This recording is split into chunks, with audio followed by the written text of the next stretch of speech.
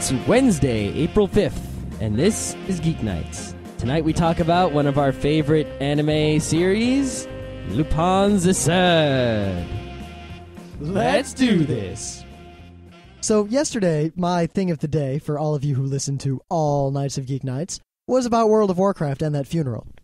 Well, that stupid thing, for whatever reason, made it all over the internet and made it onto the actual, real national news somewhere. I can't believe that. I know it did so because my coworkers discovered it. And they know me as that guy who knows all that stuff that we don't know. So whenever they encounter something strange, they bring it to me like it's this golden thing, and they want me to enlighten them as to what it is and why it matters. Now, none of them had ever heard of World of Warcraft. In fact, they'd never heard of an MMO.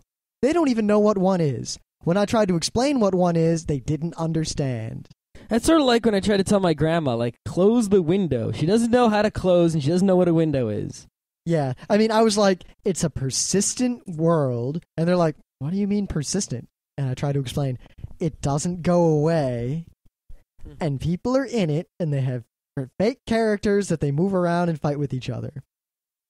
And they're like, and this is fun? And I said, no, it's stupid. I hate it, and I hate everyone who plays.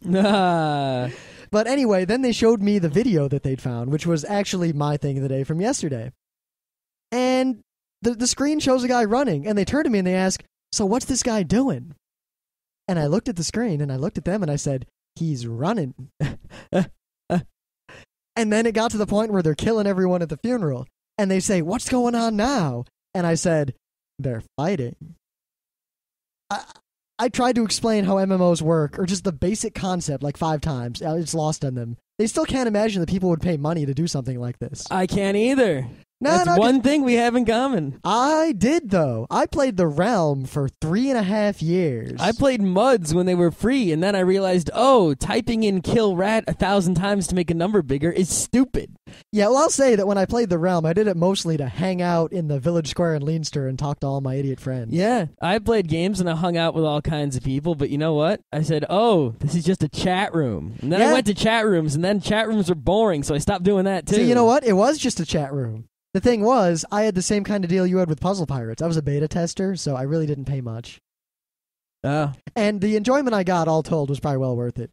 But yeah, anyway, that's my saga of my coworkers. Puzzle Pirates, yeah, sure, there was a little chat room and stuff, but if that was all that was there, it wouldn't have been good enough. The fact that it had fun puzzle games, that's what helped it out. I was like a freshman in high school, and MMOs didn't exist yet. This was the first one, and it was freaking awesome. Yeah, whatever. Yeah. So, Singapore is a country. It is a country. It's not a very good country. Oh? No, it's rather unpleasant. Remember that guy who got caned? You know what? I remember that very clearly, and I submit to this day that guy deserved it. He did deserve it. He was an asshole. He goes to someone else's country where he fully understands the laws of this country, breaks the laws, and then is mad when the U.S. government doesn't save him from the consequences. But that's not the point. The point is that Singapore, for all intents and purposes, is like 1984 city. Oh, yeah. They've got video cameras everywhere and crazy laws and everything. So, kind of like London. It's a little worse than that. Yeah. A little bit, just twice as bad. So anyway, why is Singapore in the news? Singapore has some elections coming up soon, and they've passed a new law or edict or whatever during those elections, and let me read it to you. As a measure against the use of new internet technologies during hustings in Singapore, I guess hustings is elections or election time, Channel News Asia reported from a parliamentary hearing on Monday that podcasting is not allowed during elections. Really? Here's a 5-point breakdown on what this means. Who podcasts political content in Singapore? On the bandwagon, websites, blogs, and podcasts. How far did this content regulations go? Blah, blah, blah, blah, blah. Basically, no one's going to be allowed to do any sort of political podcasting or blogging or anything during the Singaporean elections in Singapore, and I think you're going to need a license from the government to do certain sorts of press. So, I think we have a very valid and typical, possibly expected response to this. Yes, my response is, I don't know much about Singaporean politics. Singaporean? What else is the word? I don't know, but Singaporean sounds funny. It's like Lilliputian. Yeah, anyway. So I went to Wikipedia to the Politics of Singapore webpage. And seeing as I don't live in Singapore, they can't really persecute me for talking about Singaporean politics. Wait a minute. You realize if we go any further, we're going to be in violation of Singapore law. Yes. If we ever go there, they might cane us. I did find out one interesting thing about Singaporean politics. Oh, really? They have a parliamentary government, and they right. have quite a few political parties. Okay. The People's Action Party, which has this cool little lightning bolt for a symbol. Lightning bolt is not always the best symbol for a political party. No, but anyway, they have 82 of the 84 seats. They have pretty much... They control the government. Yeah, and they have controlled the government since, forever. So, to anyone who can vote in the Singaporean elections, I tell you, vote for anyone except the Political Action Party. Anyone else at all, vote for them. Do not vote for the people who have been running Singapore forever. They're evil 1984 fucktards. Fuck them. Fuck them, fuck them, fuck them. If I lived in Singapore, I would get guns and people and kill them. God damn. Evil dictatorship parliament fuckers. Yeah, so we can't ever go to Singapore now. That's fine. Yeah. We don't want to. Unless, of course, they kill all these Political Action Party fuckers. And then we can go there. Hey, we could, maybe someone will go all V for Vendetta over there. Awesome. Yeah. Start doing some pirate radio podcasting. And you can vote for Schkinadel if you want there should be a recession. You had to throw that joke in there somewhere. I was waiting for it. Couldn't you save it till Election Day? No. I'm going to say that every time it's relevant for the rest of Geeknights. Well, the next time that'll be November. When you'll be able to vote for Schkinadel. All right. So there was a second news that we're not really going to talk about. I just want to mention it. A lot of people have said they know how much the PlayStation 3 is going to cost. And I'm sure we're going to get yelled at if we don't talk about it. And you know what? Screw you all. It's not verified yet. And even if it is, it doesn't matter. It's whatever number they say is too expensive, unless it's less than $300, which it won't be. Yeah, the PlayStation 3 cost doesn't mean anything. I mean, all right, if it's $400, then it's comparable to the Xbox 360. If it's $500, I'm just going to start laughing hysterically for the rest of this month. Yeah, the PlayStation 3 is going to be too expensive. It's not going to be worth the money. Only the RPG playing nuts and the people who are just blindly and stupidly loyal to the PlayStation name because they're not actual gamers will buy it. Who cares? Go home. Yeah. So we're going to talk about this, but we're going to wait until the actual price is official and I see it from a legitimate news source. Oh, there is one sentence I can add to that. The next Grand Theft Auto has been announced. It's Grand Theft Auto Chicago. It's the first Grand Theft Auto that's named after a real city, and it's probably going to be all gangland, which is cool by me. Huh. Whatever. But it's going to be a PlayStation 3 exclusive sometime in 2000. I think it's like July 2007 or something like that. Now, exclusive as in exclusive or exclusive as in it'll be on the Xbox 2 months later? It'll probably be on the Xbox a few months later. I'd buy an Xbox. Yeah, me too. I like Moxes. Mm-hmm. All right. Anyway, so we can't really avoid talking about the third news because it's been everywhere. And in fact, I did not hear about it as early as I could have. I was sitting in my office, and as all of you who listen often know, my office mate is Korean and awesome. Oh, it was an April Fool's prank, and they didn't say. I just went to the GTA Chicago website, and apparently it was an April Fool's prank that fooled real news, gaming news sites, and they didn't take the joke down. And apparently it fooled you too. No, because, see, the thing is that I didn't see the joke on the website. I heard it from a reliable other source. And they weren't saying it as if it was April Fool's, so they got fooled, and as a result, I was fooled. All right, so I'm not going to go back and undo what we just put on the air. That's fine. To everyone out there listening, it's Scott. There's no such thing as GTA Chicago, but word to Rockstar, that's not a bad idea. No, it's not. Oh, think of this. 1, the Mafia. 2, the crazy controversy and thus publicity. Mm-hmm. Yeah. Yeah, it says their website is pretty good because actually that's how they found out about previous GTA games, that Rockstar would always preserve the domain and stuff. And we should reserve a domain. Yeah. And cause some trouble.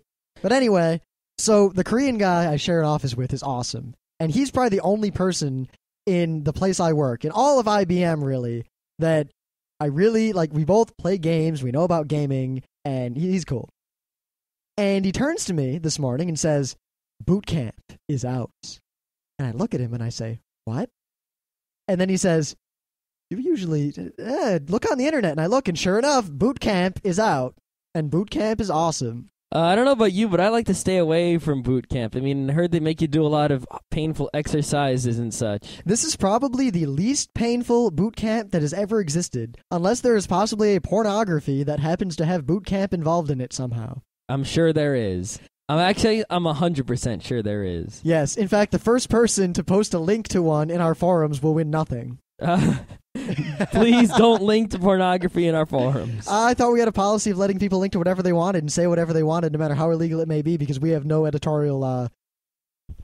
Yeah, we do. But at the same time, I don't want a bunch of porn spam. Well, I think we'll talk about the forums later, because the forums have been rocking, though Scott has started a new, somewhat draconian initiative that I'm sure you've all discovered. Awesome. Yeah. But anyway, Boot Camp is actually Apple's official, sanctioned, legal, awesome, well-done way to boot Windows XP on a new Mac. Awesome. I've not much is known about it yet, because people who haven't been using it enough to write things in their blogs about it. But basically, it burns you a little CD full of drivers. The drivers that Windows needs to use the crazy Mac hardware. Okay. Then, it has a whole bunch of little utilities that let you do everything easily. You put in the Windows CD and you can, install Windows. It'll let you repartition your drives however you want to give space to Windows and give space to the Mac still. It'll let you set up the bootloader so you can pick which one to boot into. It'll basically do everything you need to make Windows XP Service Pack 2 run perfectly on the new Macs. How fast does it go? I haven't seen any numbers, but the few people who have talked about it online said that these machines are fast. Now, how does it go with, the different keyboards and such? Actually, no one said anything about that. Oh, because, see, that's kind of important. Yeah, well, this was announced today. I'm pretty sure that the whatever meta key will just work as a Windows key. I guess, yeah. There's not too much of a difference. The keyboard will probably map in some way. Yeah, I guess. It's just, I don't like the Apple keyboards. Yeah, there's not much out on exactly how well this works yet, other than the fact that it works. And that Apple is actually supporting this, and it's a beta test now. You have to sign up, and then they'll send you the stuff, but... Yeah, I don't know if they're actually supporting Windows, but they're supporting Boot Camp. Yeah, so they're supporting you being able to run Windows. They're not supporting Windows itself. Now, wait, here's the real question. Can you Boot Camp Linux or something? I don't know. They were oddly specific in that you can only run Windows XP Service Pack 2 if you have an original, non-upgrade, non-Media Center install CD. You cannot run Windows 2000 or 2003 server. Now, does Boot Camp only work on the PowerBooks, or does it work on any Intel Mac? It appears to work on any Intel Mac. Even the Mac Mini one? I believe so, but don't quote me on that. Uh-huh. I don't know if you had a Mac Mini. I don't know why you'd run Windows on that one, though. Yeah, the only real purpose for this I'd see is, one, if you're a graphic designer or something and you have an awesome MacBook, and you would occasionally have to run some Windows thing for your publishing company, or something like that. You need Windows for work. Man, I remember back in the day, the old PowerPC Macs, you would be able to push Open Apple Enter, and it would reboot. It wouldn't even reboot. It would just kind of switch to DOS/Windows 3.1. Well, Apple's still been saying that there's going to possibly be that compatibility layer that'll basically emulate Windows. Yeah, if they had Perfect Wine on a Mac, I might buy a Mac. Yeah. Perfect Wine, I just fine. Though I got to say, even dual boot is good enough for me.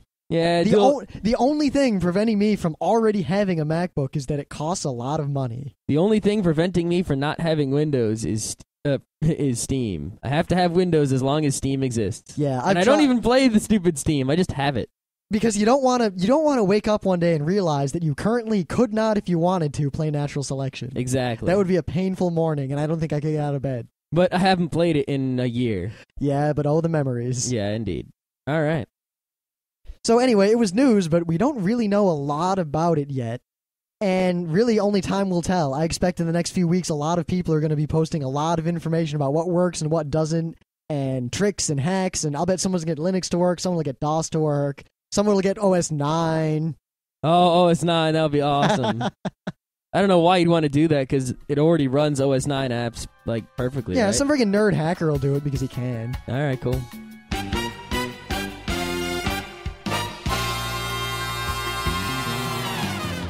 So apparently Rim tells me that there was a movie called American Pimp, which is a documentary on real pimps. It's fairly disturbing. Yeah, that's what he said. But anyway, so once I knew that, I got this thing of the day became a lot more interesting. What it is it's a parody of American Pimp. Only instead of the guys pimping hoes, they're pimping Pokemon. OMG LOL. The Poke Pimp. It's hilarious. Yeah. Oh my god. So this is a video parodying a movie, parodying Pokemon, Poke Pimps. Reminds me of that guy who was the Poke Pimp at one of those cons that you went to. Yeah, and he had all the Pika girls around him. Yeah, that guy was awesome cosplay. I gotta say, there's almost no finer sight in the world than a posse of Poke Pimps. Poke Pimps with Pika girls. Pika hoes. Too many P's. Pika hoes. Actually, there was a girl at Anime Central who followed along with all them, but she was dressed up as Jigglypuff. Yeah. Only, of course, her idea of Jigglypuff was basically she was wearing pink fur and little else. You see Jigglypuff, like, when you pull up the Jigglypuff, it's like a list of powers, like, sing, attack, turn a trick. But really, this is hilarious. Get slapped. Like, this is well done and funny. Yeah, so if you know anything about Pokemon or you know anything about American Pimp or pimps and pimpin', pimp hats, watch this.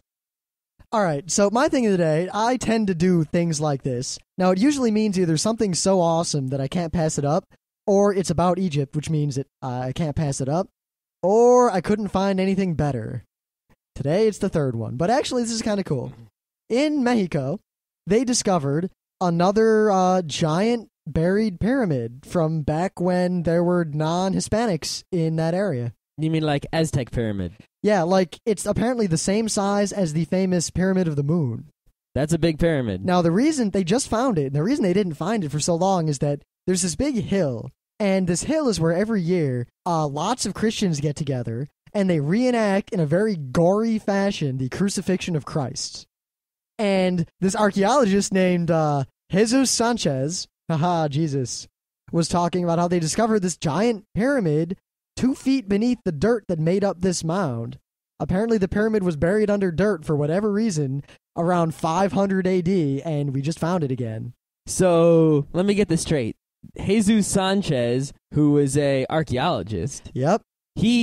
So Jesus fended off the Christians who were trying to crucify him so that he could dig up the pyramid of ancient times of awesome. Now, apparently, half of the pyramid has been destroyed because of the Christians who dig into this mound constantly to re-crucify Jesus over and over again.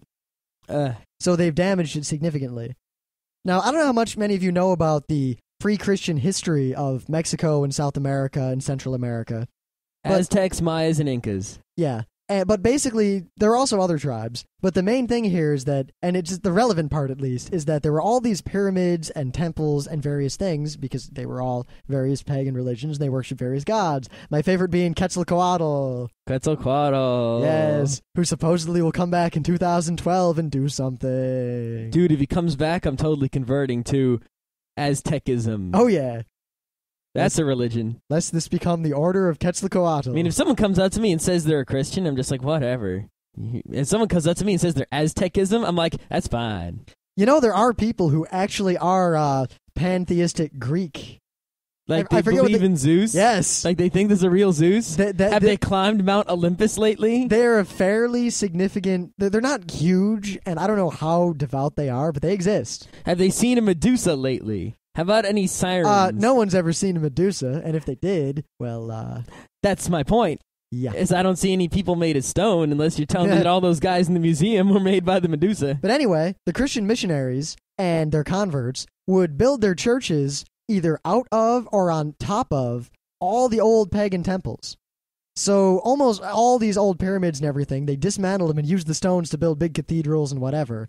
And basically, the only reason they didn't destroy this one is most likely that they didn't know it was there.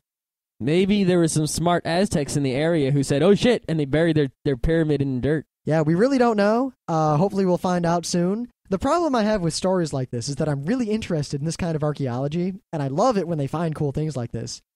but the mainstream media almost never follows up with what they find out about the culture as a result of these finds. Because that's usually not interesting. Yeah, so they'll say, "Woot, pyramid found," or "Woot, there's a thing in the Great Pyramid," and then they just never talk about it again. It's the same when you're playing like Civilization 2. It's like, your guys found a great old spaceship, or your guys found a... Spaceship?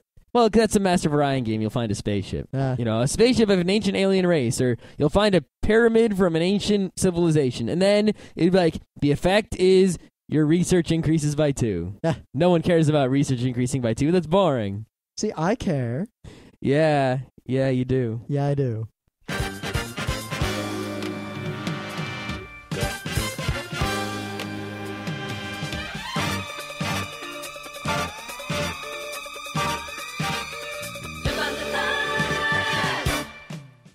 So if you don't know what that music is from, I want to cry. I'm already crying, and I do know what it's from.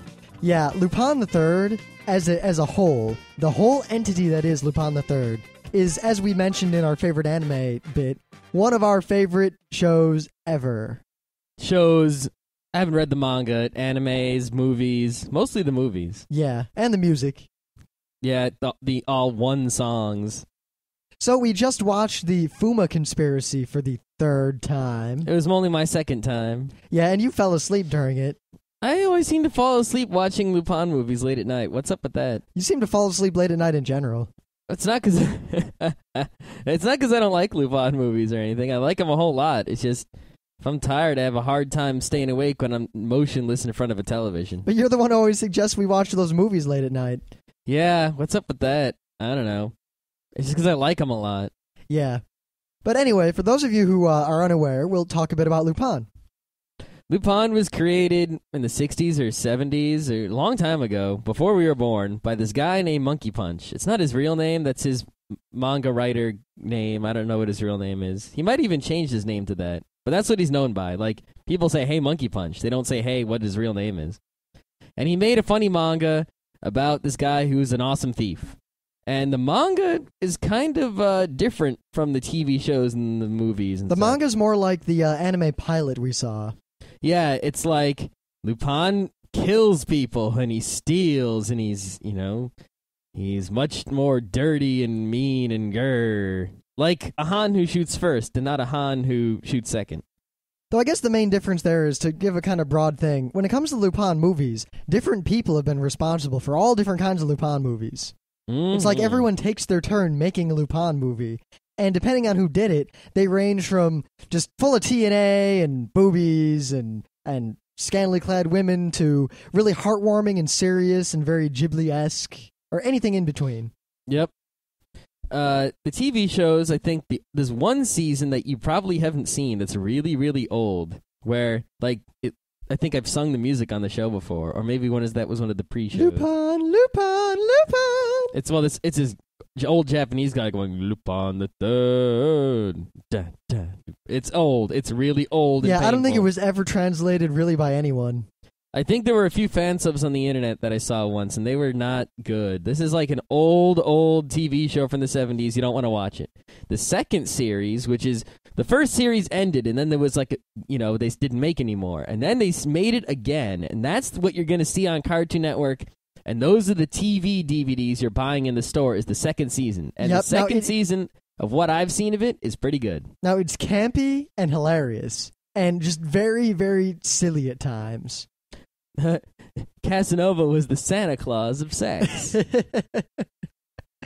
But, I mean, basically, they market it as like, here's the Lupin the TV show, and they don't talk about the old series. But the first episode of that Lupin that was on Cartoon Network is them all coming back together and reminiscing about the past. And then an old villain comes back to get them. Mm-hmm. And they don't, try to hide that fact at all. It's like, okay... And actually, I gotta say, the dub is fairly well done. Yeah, I watched the dub of the Lupin TV. The pretty good voice acting compared to most. And the Japanese Lupin really isn't always that good. I mean, sometimes, depending on what you watch, there's a base set of voice actors, and sometimes it's not the same voice actors, but they get the voice so close because it's not particularly difficult that you don't notice. But sometimes you watch certain things and the voices are just off from what you're used to for Lupin by a million miles. Yeah, I forget which movie it was, but Lupin had this really, really deep, annoying voice. I mean, he has an annoying voice anyway, but it was just deep and it was bothering me. Yeah, Lupin's voice is supposed to be like... I can't sorta do it. like a crazy monkey guy or whatever. Well, he is a crazy monkey guy. That's the point. But sometimes, he can also be like, a little bit more serious. But his voice doesn't really change. He just, talks more, less crazy. Yeah. If that makes any sense at all. Yeah, so what can we say about Lupin? I guess we go through all the characters and kind of give you a rundown of what the show is actually about. Yep. Now, Lupin, the main guy, the center of all of this. He's the third Lupin. Yes. And there was indeed a Lupin II and a Lupin I. Yep, he's the descendant of Arsène Lupin. Arsène Lupin. Which is a real French guy, I think. Or, no, I think it's just the name of a French guy in a story that was written. Oh, okay. I mean, the story's online, fairly widely available. The original story of Lupin, the Great Thief. Yep. And he's Japanese, and he just runs around stealing things. His basic personality changes from movie to movie, episode to episode, but he's a monkey man. He's very good at what he does. He's silly. He likes Fujiko. Imagine James Bond, but instead of being a secret agent who stops evil guys from taking over the world, he's a thief who steals things, somewhat to get things, but he also basically just wants to steal things for the fun of stealing them. Why do they attack the gas station? For fun. Yeah.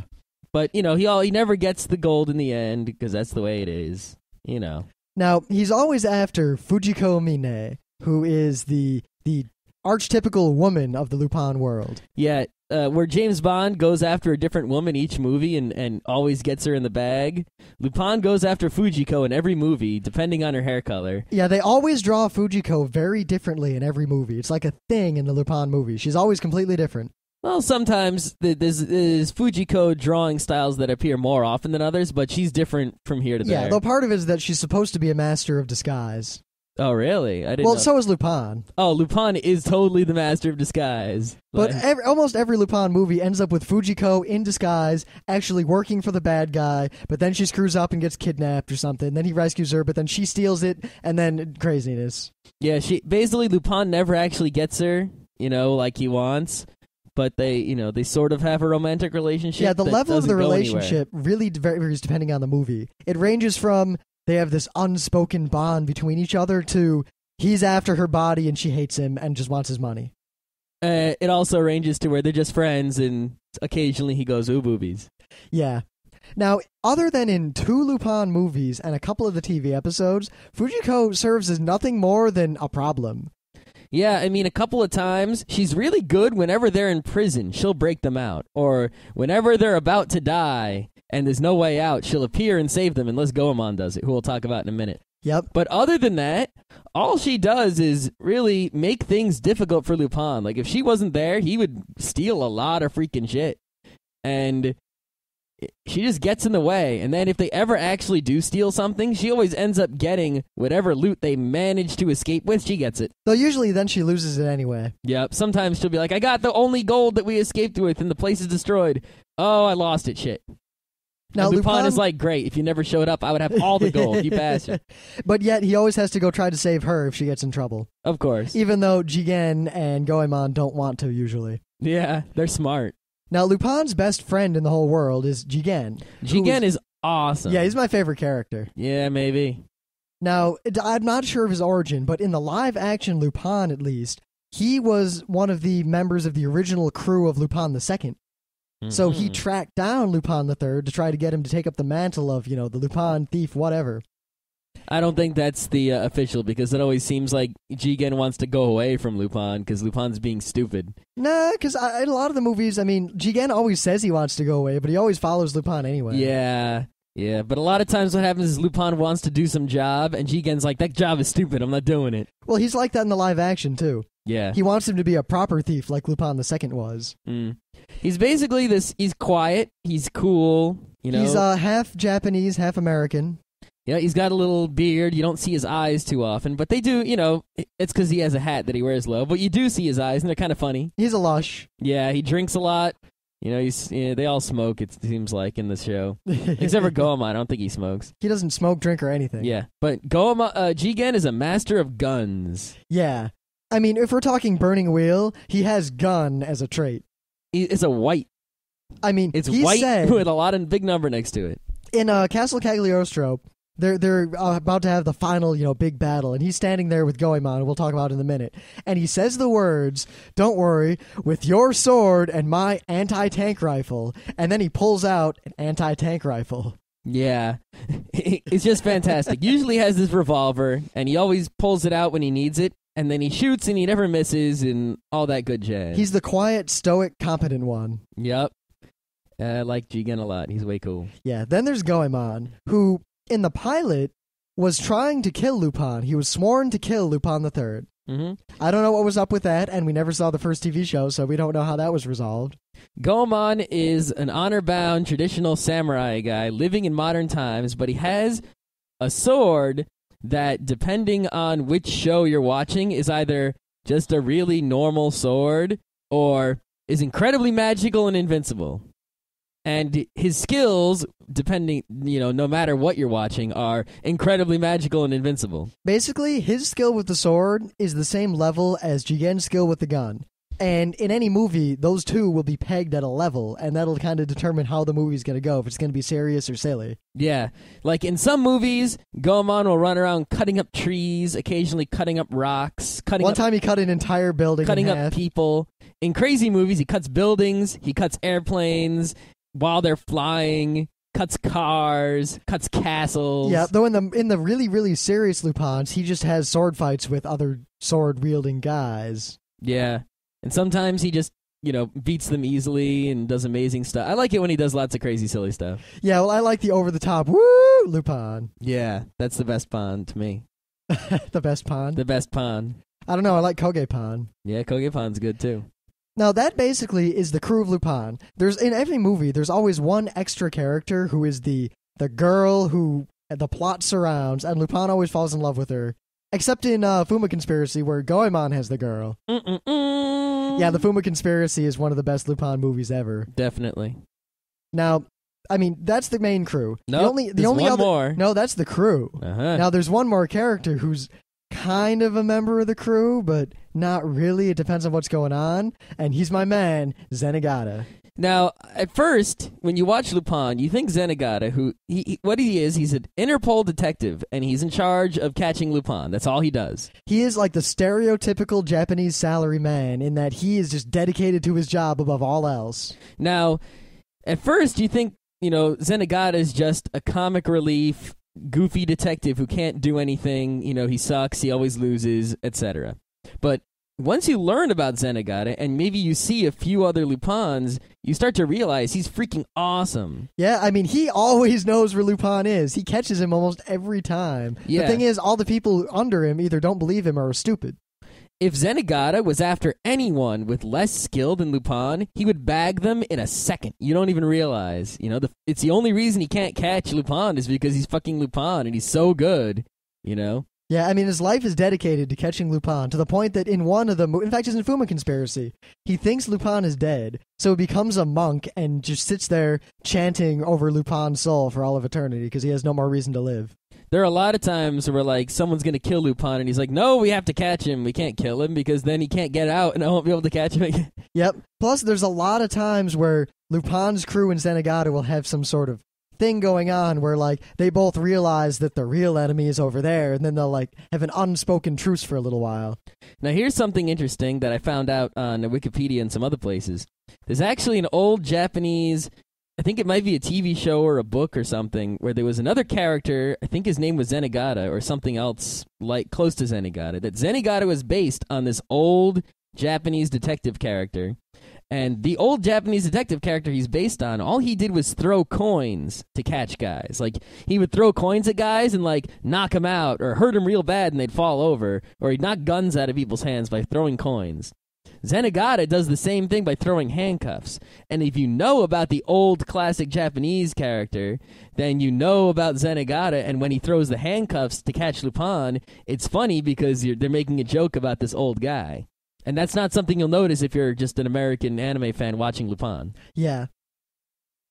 Now, in terms of the movies, I mean, we could definitely rank them, and I guess we'll just throw out the names of the ones that if you don't know anything about Lupin, you should see these movies. Probably in the order we're about to say them. Well, we already said Fuma Conspiracy. Yeah, but the Fuma Conspiracy and the Castle Cagliostro. Yeah, that's the one that's made by Ghibli. Yeah. Those two are widely considered to be the best that Lupin has to offer in terms of funny yet serious, just good, solid movies. Yep. If you see no other Lupin, watch those two movies. Now, there's also Babylon Gold, which is probably That's worst. the one Lupin you don't want to see. Well, let me put it this way. It's the worst Lupin ever made, as far as I can tell, because there's a lot of Lupin. It's at the bottom of the list. Motorcycles riding on a clown face. A giant clown face. Not exaggerating. Motorcycle chase on a clown face. And the giant pyramid of gold, and then that goddess, and yeah. That one is just crazy and silly. But you know what? It's still fun to watch. It's still funny just because it's so crazy and so silly. It's just beyond the level of craziness and silliness that you want. Now, what was the one with Mamo in it? The Secret of Mamo? The Secret of Mamo. That one's good. That one's okay. Most of the other ones that we haven't mentioned, any Lupin movie is okay. There's one with Hermaphrodite. Oh, yeah. That's a great one. That's just a terrific one. That was the one in the desert, right? It might be. I'm not Yeah, it's sure. one of the newer ones. It was the one with the big muscly guy in the helicopter. Yeah, yep, that was that one. Mm-hmm. Basically, any Lupin movie you ever see that isn't Babylon Gold is worth picking up. All of them are available on DVD in this country. At least most of them are. There are a few. See, the thing is, all of these to you look like normal movies. Some of them were theater movies. Some of them are TV movies in Japan. Some of them are OAV movies in Japan. Yep. But to us, they're all 90-minute to 2-hour something movies. Some of them actually get pretty long, depending. But yeah, the one with the giant brain at the end. that's Mamo. Yeah. Yeah. Mamo's probably the longest one. Yeah, some of them can get a little long, but they're all good, no matter how long they are. Just make sure you don't watch them too late at night, or else you'll fall asleep. And not because it's bad, because it's too late. And don't watch Babylon Gold until you've seen some other Lupin. Otherwise, you might get a bad impression, because that movie is kind of bad. Well, at least people listening to this won't get a bad impression because we told them, but don't show it to anyone else first. Yeah, that's like showing someone Excel Saga if they've never seen anime before. Yep, and do watch the as much of the second TV series of Lupin as you can. And don't worry, they're not in any particular order, so you can just pick up any DVDs you want. Yep, in fact, I'd say if you can, watch them on Cartoon Network if they're showing them. Yeah, I don't know if they're showing them anymore. We watched them on Cartoon Network when they first showed them until they started to rerun them. Yeah, they showed them at midnight, and we'd all huddle around, plug our TV into the wall just so we could watch it. Yep. There is one thing to know, though. There was an episode in the second series that they didn't show on Cartoon Network in the first go-around, I think, that involved a lot of Nazis and stuff, and it was supposed to be this big Nazi joke. Yeah. And I don't know. I think it eventually did make it onto one of the DVDs somewhere, but not in the correct order. Yeah, stuff like that happens. At least it's in there. It finally came out. What was really funny was that if you watch the shows, when you watched them on Cartoon Network, you would watch, and after like episode 4, they'd be like, next episode, Crazy Nazis, and the next episode wasn't Crazy Nazis. Yeah. That was good. Now, my only real big piece of advice here is that if you're going to watch Lupin, don't watch it alone. I mean, you can, but the more people are in the room at the same time you have a Lupin movie on, the more you're going to enjoy it. It's really not something you can enjoy by yourself. I mean, I remember watching Castle Cagliostro with the RIT Anime Club, and at that showing, there were like 80, 90, maybe 100 people in the room. It was crazy. People yelling and screaming and cheering every time something happened. I don't understand what it is, but when someone, is in a car chase and a guy jumps out from behind the wall and cuts up the car in the rear with a sword and you're just watching it at home, it's just like, okay, whatever. But when you're watching it with 100 people and some guy jumps out and cuts up a car with a sword, leaving the driver just in his underpants, everyone just starts cracking up everywhere. I don't know what the hell it is, but there you have it. Yeah, consider that advice in general. Very few anime need the silence of, like the otaku sitting in his room watching in the perfect environment to get every detail. Most anime is best enjoyed in a crowd. Mm-hmm. I mean, there are exceptions. Like Mushishi, I think, is good to watch with a small group. Yeah. The only other thing about Lupin is the manga, which I honestly haven't read much of. I think I read part of the first volume that Tokyo Pop ever printed, and that was it. And it wasn't because I didn't like it. It was just because there's so much of it. It's not really... And it wasn't good enough to warrant paying all that money for all those volumes. You know what I mean? Yeah, it's the kind of thing, if you see a deal at a con, just pick it up. Yeah, you might be able to get a whole mess of Lupin. Maybe I'll try to do that at Otakon. I was going to do that at Otakon. All right. Actually, there's like 2 or 3 series of it now, so you can get one of them and I can get one of them or something. Yeah. But anyway, there's a whole lot of it, and it's got the same characters as all the movies and TV shows, but it's a little darker and a little more evil, and the humor's a lot darker, basically. Yeah. You know? Like, Lupin will shoot down a bunch of people with an assault rifle and they'll be bloody everywhere. In the TV shows and movies, Lupin tends to be more like Batman, where he won't kill anyone. Yeah, like in even the darkest Lupin movies, he doesn't kill people outright so much as by inaction, a bunch of people around him might die. Yeah. Like, in the TV show, Lupin won't, blow a bunch of people up or shoot anyone, but if there's a bomb, he'll just escape and let the whole ship blow up, like in the first episode of the second series. Yeah. Yeah, I totally forgot. Everyone on that cruise ship died except Lupin and his crew. Yeah. Well, I guess some of them might have gotten away in lifeboats, but not many. I mean, Lupin doesn't even kill Zenigata. He just lets Well, he couldn't. I mean, they're friends when it comes down to it. In fact, I think there was one movie actually where Zenigata was down a dump, so he lost his job or something, and then he was with Lupin, or Lupin helped him out. Yep. Well, in Cagliostro, Zenigata plays a big role because Cagliostro, to not ruin anything, but basically most of it takes place in this scary kind of country, like this castle-y, evil, weird country, and Zenigata goes there because he knows Lupin's there, and even he is like, whoa, this place isn't right, and he's kind of on Lupin's side. Yeah, what generally happens is some Lupins, Zenigata is highly involved. Like, it's about Zenigata and Lupin running away from him. But some of them, Zenigata just appears once or twice to make a little plot twist or force Lupin to change directions or take a turn, or to add a chase scene where otherwise it would be boring. Because it doesn't make sense for the real bad guy to be there. But every Lupin movie has a real bad guy who is neither Zenigata nor Lupin. And sometimes that bad guy is recognized by Zenigata, and Zenigata and Lupin will semi-team up to beat that bad guy. And then, right at the end, Zenigata will try to catch Lupin, and Lupin will get away, and the movie will be over. Yeah, almost every Lupin movie ends with Zenigata chasing Lupin into the sunset. Yeah, I'd say about more than half of them end that way. Yeah. I mean, some of the movies are about other characters. Like, there's the Fuma Conspiracy kind of follows Goemon and his wife-to-be.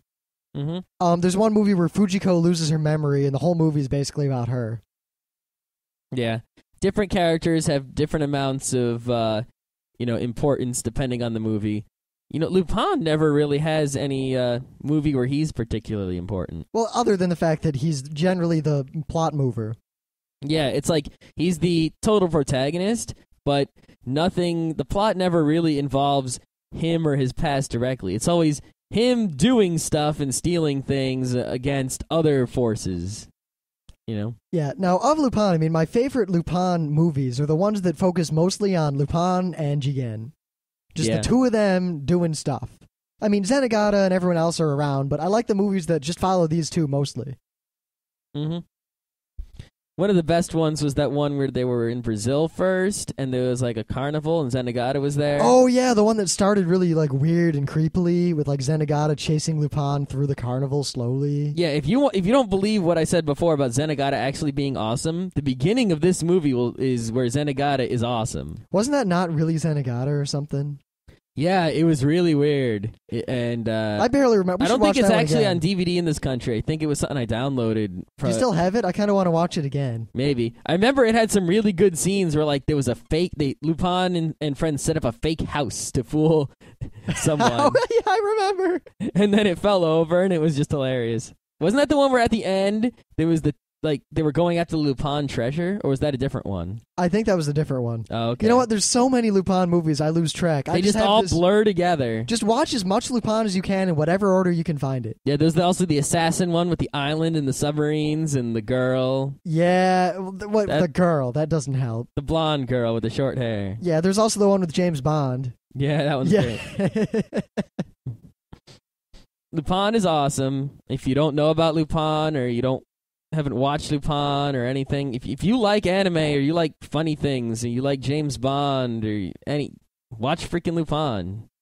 All right, now, a last little bit. You might wonder why we suddenly decided to talk about Lupin. And nominally, it's because we just watched the Fuma Conspiracy again, but really, it's because we've got a lot of anime to review, and we've been watching it. And today we sat down, and we watched a bunch of shows, and we didn't see enough of any one show to actually talk about it. We watched a lot one of show those shows I don't want to see more of. Yeah, that one show we watched, in a whole episode, it didn't go anywhere, and we're still not sure what the show's about, really. Well, I do know that it's about pretty boys. Yeah, but we're not sure if it's pretty boys kissing or just happens to be pretty boys and then they fight. I have a feeling the show is not targeted at us straight older males. No. And then we're still watching Ergo Proxy, and we still haven't seen enough to know if it's good or not. But I do know the second episode got me a lot more interested than the first episode. Yeah, because the first episode was, they set everything up weird, like, what's going on? Okay, it's just dramatic scene, goth-looking girl, cool music. Dramatic scene, cool music, goth-looking girl. The second episode made freaking sense. Yeah, like, suddenly there was a plot, like an actual plot, and characters were doing things other than striking poses. And it was a good plot. Yeah. Definitely going to watch episode 3 and maybe 4. And once we've seen enough episodes to know what the hell's going on, we're going to talk about Ergo Proxy, so hold out. And there was another show we watched, which you don't need to see more of. Oh, God, the one we're going to talk about. Yeah, next God. time, probably. This is a show that masqueraded as a cute, funny, Azumanga Daioh-like show, but actually it's just pedophile, horrible, disgusting, creepy, not funny, harem, stupid. Many adjectives. Yeah, I think there were 5. We'll talk about it when we talk about it. Yeah. God. And a last little anime bit of news for any of you who are planning to attend Otakon. The hotels are all fucking sold out. Woo! So you... But wait, the Artist Alley isn't sold out. Not as of our recording, which you might not hear this episode for several weeks, so... Yeah, but if you're an artist and you want a table, go get one because... we could have taken a table if we wanted, but we didn't have anything to do with it, and I didn't want to take a table away from an artist. And now I kind of feel bad because, no artist is taking the table, so freaking artists take the tables. Yeah, because seriously, we might just take the free table they're going to offer us, and we'll just dump business cards on it, and maybe a tape playing us doing Geeknights. I don't know. I don't know either. Maybe we'll sit at it occasionally. Yeah, it'll be our base of operations. Yeah. Whatever. Yeah, artists, I want more artists to be in. If they're going to make Artist Alley bigger, which I think they did, and they added more tables to it, I want it to be full because that makes the con better for me. And while you're at it, if you're an artist, my last meta bit, we got a lot of bits. If you're an artist and you're any good, even if you're not good, we don't care. We have a lot of friends who are artists, and they're all fairly amazing in various ways. And all of them said at one point, yeah, we'll make a logo for Geek Nights. And none of them have actually done it, except one. One person actually did something for us, and that person is awesome. She posted it in the forums a while ago. I'll bump it up so you can all see. Mm-hmm. If anyone makes us a logo or something, we'd be very happy and appreciative, and we'd talk about it on the show. Here, let's give them a little bit of direction, all right? It needs to be some sort of logo that can go in a square, make it like it's a CD cover. If there was going to be a Geek Nights CD, make the cover for that CD. Because that's the shape and type of design that we need to go into the MP3s for iTunes and all the feeds and all that BS. But also, if you go to the forums, which have been getting 1 or 2 new users a day, which is way cool. Yeah, they're actually getting really kind of big, like to the point where if it keeps growing at this rate, we're going to have to start appointing people maybe to be moderators like big forums do and all that sort of Yeah, BS. like I can go there every few hours and there'll be a new post. It used to be a new post every few days, so way to go. frontrowcrew.com/forum. Yeah. Anyway, so we want a logo that's that size and shape. But also, if you go to the forums and you look at the top of the forums, how it's sort of like this dark blue to lighter blue gradient. We need the new website that I'm designing, which is mostly done, has the same thing at the top of it. So if the logo looks good against that background, that would be excellent.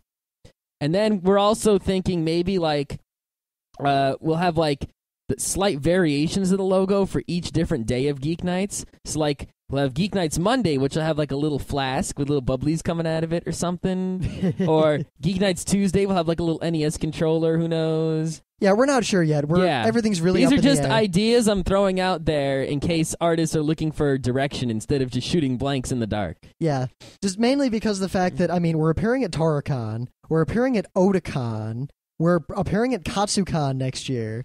We're appearing at Animazement. At least one of us are. We're starting to really be around a lot, and we kind of have to have things like business cards and flyers and banners and things for these events. So we kind of have to move on this whole art thing. Yeah, and there are a lot of websites out there where I could pay $100 and they would have professional graphic designers all, sketch out logos and we can pick which one we liked, and then they would give it to us if we liked it, for the $100. But I really don't want to do that if I have the alternative of like giving an artist friend or artist fan like $50 or $25 or whatever. Yeah, at some point we might announce an actual contest, like we are looking for this and this, the prizes are X and Y, here are the details in the forum. But we're not at that stage yet. We're still very up in the air. Yeah, it's really weird because usually my problem with art is I can imagine an image in my mind and then I just can't put it on a paper or on a thing. How many logos have we come up with and we both look at them like, is that good? I don't know. Should we use it? I don't know. I don't know what's good. It's like if I see something good, I know it when I see it. But so far, nothing I've come up with is something that I see and is good. Like I've come up with some things like, all right, we need to combine geek and night. Well, maybe I'll make a crescent moon for night, and then I'll sort of add a geeky thing to the bottom of the moon because it turns into a G because a crescent moon is like a C. Yeah, you ended up adding a lens flare, I believe. Yeah, no, but like if you make a letter C with a crescent moon to look like night, and then you put an NES controller on the bottom pointy bit, it looks like a G. What the hell? I know. I'm not an artist. Yeah. We just thought we'd bring it up today because it's Anime Day, and we found that there seems to be a high correlation between people who are good at drawing and people who like anime. There is indeed. At least among our friends. No, there is indeed a high correlation. Well, yes, correlation. Otakon, Artist Alley, and such. It's also with comic books. A lot of people are artists. Any people who like things involving art like to do art. It's just like people who like video games and things often like to be programmers or such. People like computers. Yeah. It all goes hand in hand. People like to do what they like to see.